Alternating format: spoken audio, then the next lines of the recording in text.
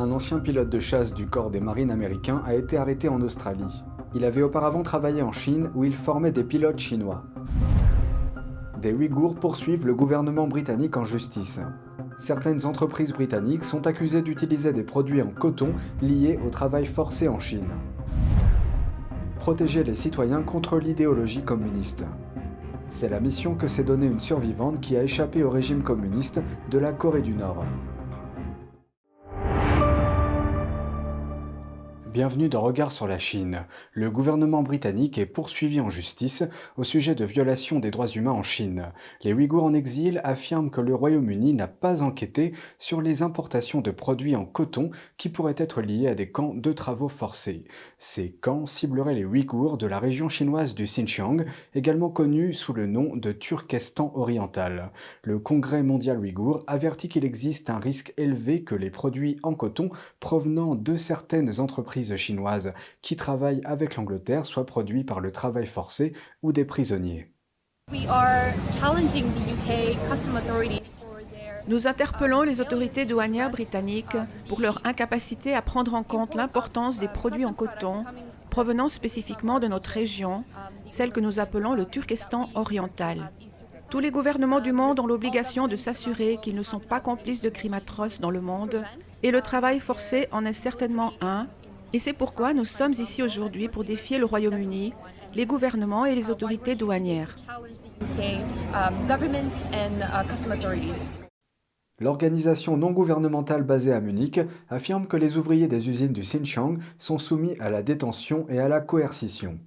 Son avocat accuse le gouvernement britannique de refuser de s'engager face aux preuves recueillies depuis 2020. Les défenseurs du gouvernement ont déclaré qu'il s'agissait d'un cas hypothétique basé sur des preuves généralisées. La National Crime Agency ayant conclu qu'il n'y avait pas assez de matériel pour développer une enquête criminelle. Un accord controversé entre la Chine et l'Allemagne. Des responsables allemands se sont interrogés sur l'acte de laisser un géant chinois du transport maritime prendre une participation dans le plus grand port maritime du pays, le port de Hambourg. Le résultat, le cabinet allemand a approuvé mercredi un investissement de la société chinoise COSCO pour une participation de près de 25% dans l'un des principaux terminaux du port. La partie chinoise souhaitait initialement une participation de 35%, soit une valeur de plus de 60 millions d'euros. L'acheteur chinois est une filiale de l'entreprise publique chinoise COSCO qui soutient la marine chinoise. Il détient déjà des participations dans les deux plus grands ports d'Europe. L'un est situé aux Pays-Bas, l'autre en Belgique. Le port de Hambourg, en Allemagne, est le troisième plus grand. C'est aussi l'une des plus grandes plaques tournantes du commerce européen avec la Chine. En 2020, près d'un tiers des conteneurs dans ce port provenaient de la Chine ou s'y dirigeaient. Le chancelier allemand Olaf Scholz est favorable à l'accord. Il ne s'agit pas de vendre le port, comme à Zeebrugge ou au Pirée. Il s'agit tout au plus d'une part d'un terminal, comme c'est le cas dans certains ports d'Europe occidentale. Mais plusieurs ministères s'y opposent pour des raisons de sécurité. Il s'agit des ministères de l'économie, de la défense, des affaires étrangères et de l'intérieur. Il est important pour nous de tirer une leçon du fait que les dépendances à l'égard de pays qui peuvent ensuite jouer de leurs propres intérêts dans ces dépendances et vouloir ensuite nous faire chanter ne sont plus un phénomène abstrait, mais, comme vous le voyez avec le gaz et la Russie, sont une réalité dans ce monde. Nous ne devons pas répéter ces erreurs.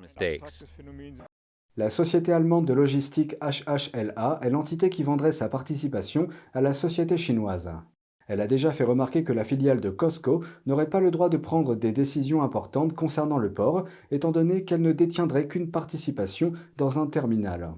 Les partisans de l'accord affirment qu'il permettra au port de Hambourg de suivre le rythme de ses rivaux qui se disputent également le commerce chinois. L'intérêt de la Chine pour les ports maritimes ne s'arrête pas à l'Europe. Des entreprises chinoises détiennent également des participations dans près d'une centaine d'autres ports dans le monde. Bien que ces ports soient à usage commercial, les militaires chinois ont visité plus de 30 d'entre eux. Un ancien pilote de chasse du corps des marines américains a été arrêté en Australie. Il risque maintenant d'être extradé vers les États-Unis après avoir travaillé en Chine. La police fédérale australienne l'a placé en détention à la demande des États-Unis. Daniel Degan, un ancien citoyen américain, a été arrêté en Nouvelle-Galles du Sud. Il a comparu devant un tribunal le jour même et s'est vu refuser une libération sous caution. Sa prochaine comparution devant le tribunal est prévue en novembre à Sydney où toute demande de libération sous caution sera sera examiné. Les détails du mandat d'arrêt américain et les charges qui pèsent sur lui sont scellés. Une source de l'aviation a déclaré à Reuters que le FBI recherchait Duggan en raison de son travail en Chine. L'arrestation a eu lieu peu de temps après que la Grande-Bretagne a averti des dizaines d'anciens pilotes militaires de cesser de travailler en Chine sous peine d'être poursuivis pour des raisons de sécurité nationale. La Grande-Bretagne affirme que ses pilotes militaires actuels et anciens sont attirés en Chine par des offres de paiement importantes. Après leur arrivée, on leur demande de former les forces armées du pays. Le ministère de la Défense britannique a déclaré qu'il pensait que jusqu'à 30 anciens pilotes militaires britanniques dispensaient actuellement des formations en Chine. Et de nombreux autres ont été approchés, dont certains servent actuellement dans l'armée. Selon ce qu'un fonctionnaire anonyme a déclaré à un groupe de journalistes britanniques, la formation ne consiste pas à apprendre aux pilotes chinois à piloter des jets occidentaux. L'objectif serait plutôt de faire appel à des pilotes occidentaux expérimentés pour aider à développer les tactiques et les capacités des forces aériennes militaires chinoises. Les pilotes britanniques impliqués dans ce contexte étaient liés à une école de pilotage en Afrique du Sud. Dans un communiqué, l'école a déclaré qu'aucune information classifiée n'avait été transmise de ces pilotes militaires britanniques à la partie chinoise dans le cadre de leur formation. Mais le général David Stilwell, ancien secrétaire d'État adjoint des États-Unis, a déclaré que cela pourrait tout de même déclencher des problèmes de sécurité nationale. Si nos propres concitoyens leur enseignent comment accomplir ces choses, cela amène à des conséquences très négatives. Et la RPC est très douée pour extraire des informations et amener ces personnes à en donner de plus en plus et à dire de plus en plus de choses qu'elles ne devraient pas dire. Le gouvernement britannique a déclaré qu'il prenait d'importantes mesures pour mettre un terme au recrutement de pilotes par la Chine. Une survivante de la Corée du Nord exhorte le peuple américain à protéger leur liberté et à se défendre contre l'idéologie communiste aux États-Unis. L'Institut Heartland a décerné le prix de la liberté à Yeonmi Park la semaine dernière. Le 21 octobre, l'Institut Heartland a décerné le prix de la liberté à Yeonmi Park, qui a échappé à la famine et à l'oppression en Corée du Nord à l'âge de 13 ans. En tant que militante des droits de l'homme, elle exhorte les Américains à protéger leur liberté contre les idéologies communistes aux États-Unis. En Corée du Nord, les enfants mangent même de la boue. C'est à ça que ressemble la vraie famine et l'oppression. Yeonmi Park pensait que son combat pour la liberté était terminé après avoir fui la Corée du Nord et survécu à l'esclavage sexuel en Chine.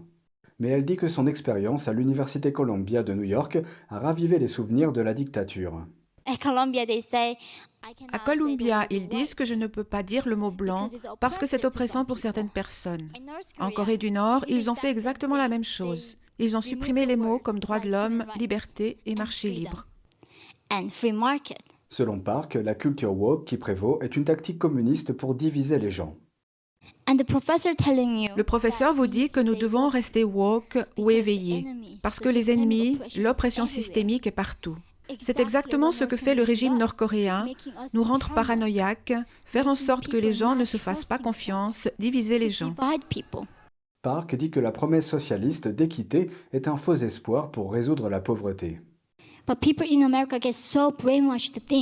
Les gens en Amérique subissent un tel lavage de cerveau qu'ils pensent que d'une certaine manière, l'inégalité est notre ennemi. Est-ce que tu veux être pauvrissime et mourir de faim? C'est une très bonne chose que l'on puisse s'élever. Il y a une mobilité dans la classe sociale. L'ennemi est la pauvreté, pas l'inégalité. Le public présent à la cérémonie de remise des prix a fait écho aux préoccupations de Park. Elle est un canari dans une mine de charbon pour l'avenir, auquel tous ceux d'entre nous qui valorisent la vie, la liberté, la poursuite du bonheur faisons face si nous ne nous réveillons pas et réalisons que la liberté n'est pas gratuite. Si nous ne pouvons pas parler de nos différences, ne pouvons-nous pas avoir des opinions différentes? Où cela nous mène-t-il? C'est très dangereux, très dangereux. Park dit que les Américains ont grandi avec la liberté, mais que beaucoup ne comprennent pas ce qu'elle signifie vraiment ou à quoi ressemble la vie sans elle. Elle espère que son histoire incitera le peuple à préserver sa liberté. C'est tout pour aujourd'hui, merci d'avoir suivi Regard sur la Chine. On se retrouve lundi pour une nouvelle émission. Prenez soin de vous et à bientôt.